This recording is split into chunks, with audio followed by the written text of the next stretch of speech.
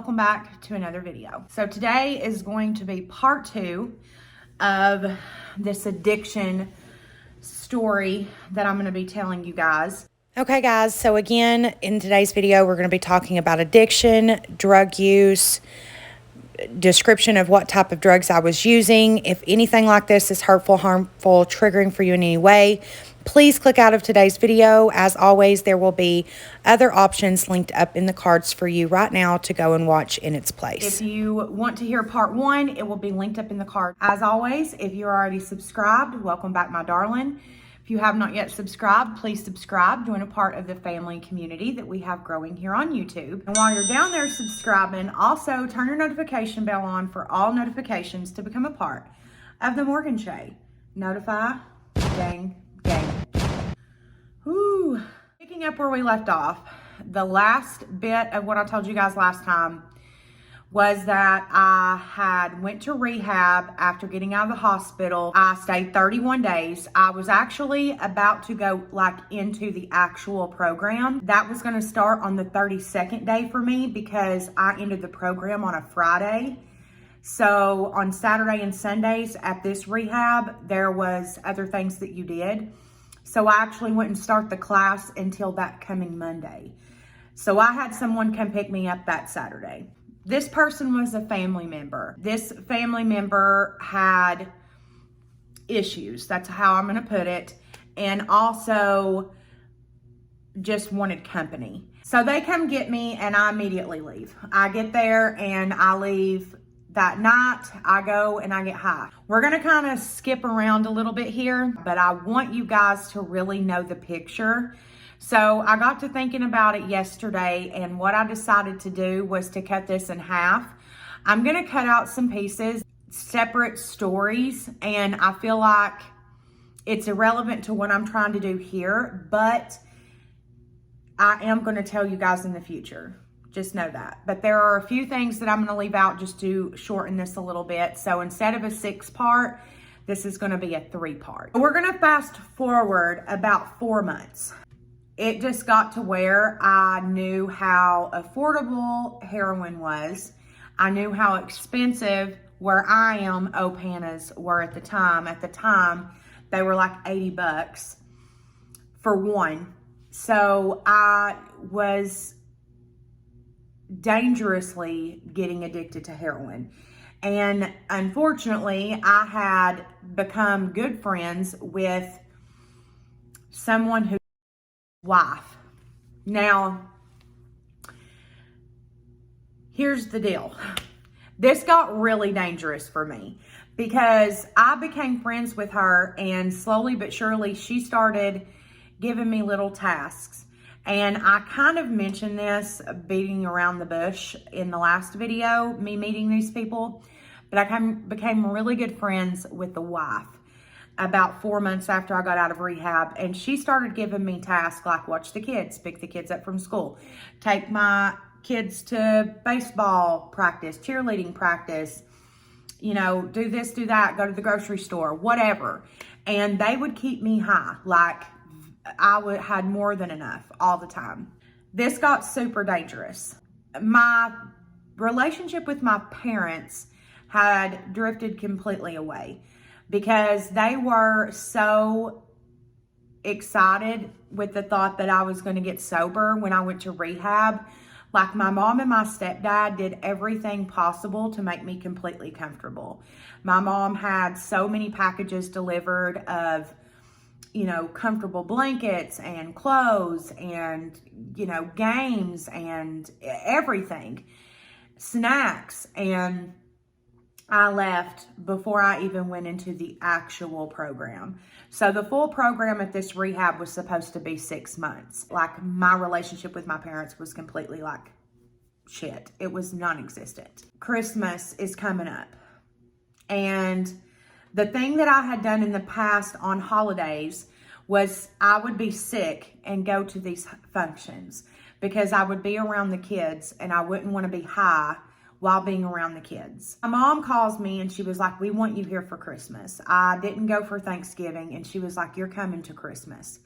And so the person that I was living with at the time, you know, was like, I'll take you to your mom's for Christmas, but I'm going to be super sick because now I'm not on Opanas anymore, which was still terrible. Like, don't get me wrong. Detox from Opanas was fucking miserable.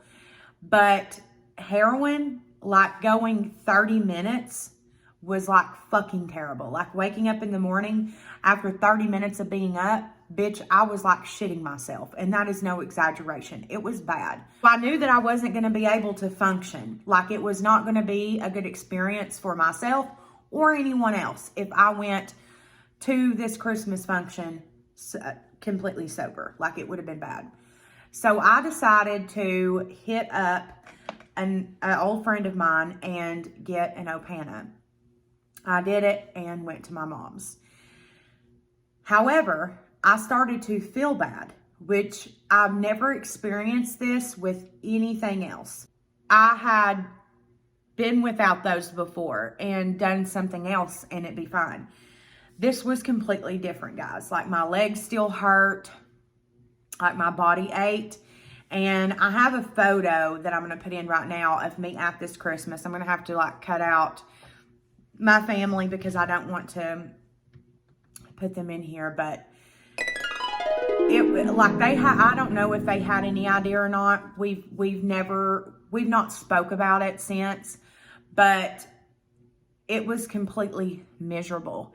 And it was like I had done nothing at all. It was as if I should have just done nothing. And I remember leaving there that day and thinking to myself in my head, like, I'm going to be on heroin the rest of my life. There's no way that I'll be able to cold turkey this shit. And like people in the game, I'm going to refer as, like not friends, but like people in the game, they had told me, like, don't even try it, Morgan, because once you start, like it's so fucking hard to stop. We're going to go ahead and fast forward to Easter of the next year, which is when I got sober. My mom, you know, I had a talk with my mom. I was just so over it. It was so exhausting. My whole life was consumed by getting high. And that's how it happens. Like for most people that I've talked to. Now, there are some people who end up getting put in the hospital or something ends up happening before they really like snap out of it. But guys, the thing that's really important to understand, especially if you have a friend or family member in active addiction, is that it's on their own terms. I go to my mom, and just keep in mind, between Christmas and Easter, it's been non-stop. I've quit my job. I'm now solely depending on the wife of the person. I'm solely depending on them to keep up my habit. And after so long, your habit gets more and more and more and more and more. I decided to go sober with the hopes that my mom would ask me to just stay. And because of everything that my mom and stepdad had done up to this point, I think that they were scared. We've never really spoke or went into detail about that. I think that we should. We never have. My mom isn't really the type to like get in touch with our feelings type deal.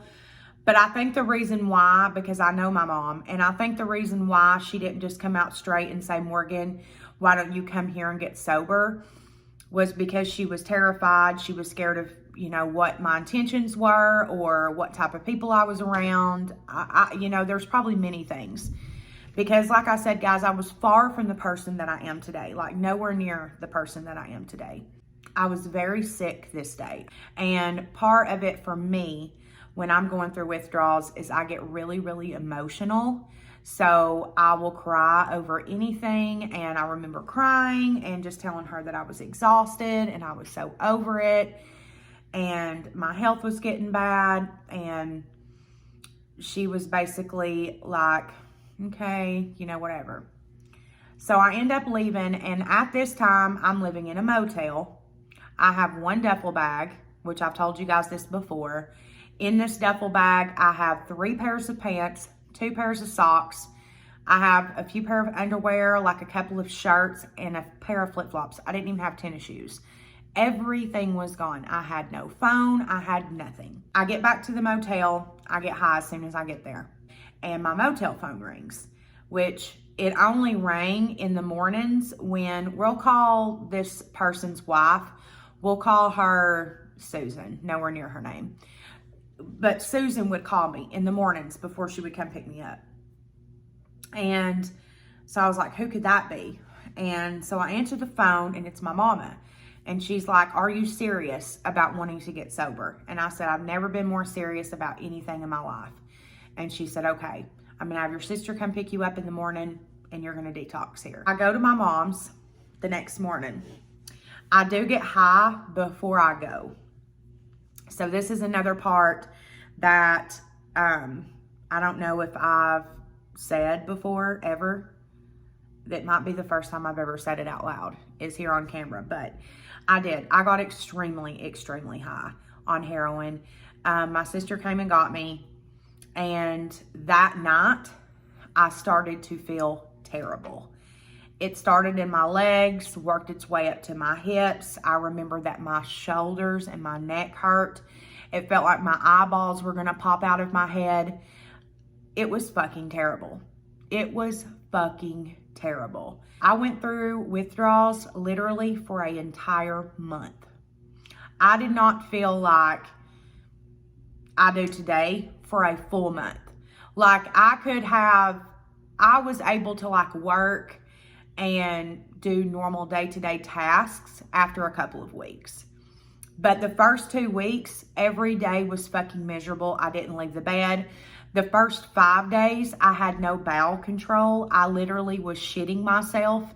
That's no exaggeration. It was fucking miserable. Next video is going to be talking about what helped me get sober, things that I practice to stay sober today. We're going to be very honest and open, and a lot of the things that I'm going to say in that video are going to be things that have never been said on camera.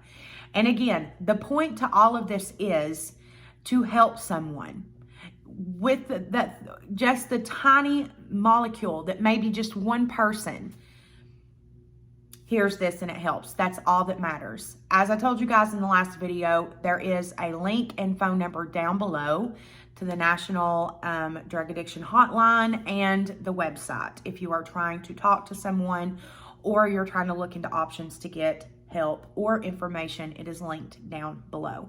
Remember that it is okay to not be okay. I've been there. And where you see me today is a completely different space. Also, in the next video, we're going to talk about my teeth. I get so many messages, comments, very rude by the way, about my teeth. And we're going to talk about why my teeth are the way they are. I love you guys so much. Do be sure that you do subscribe before you leave and turn on your post notifications. Also, down below in the description box, there is all the links to my social medias if you would like to keep up with me on a more personal level. I hope you guys did enjoy this video. Do be sure to give it a thumbs up to let me know that you like it and that you like my story times. Until the next time, my babies. Bye guys. Whoop.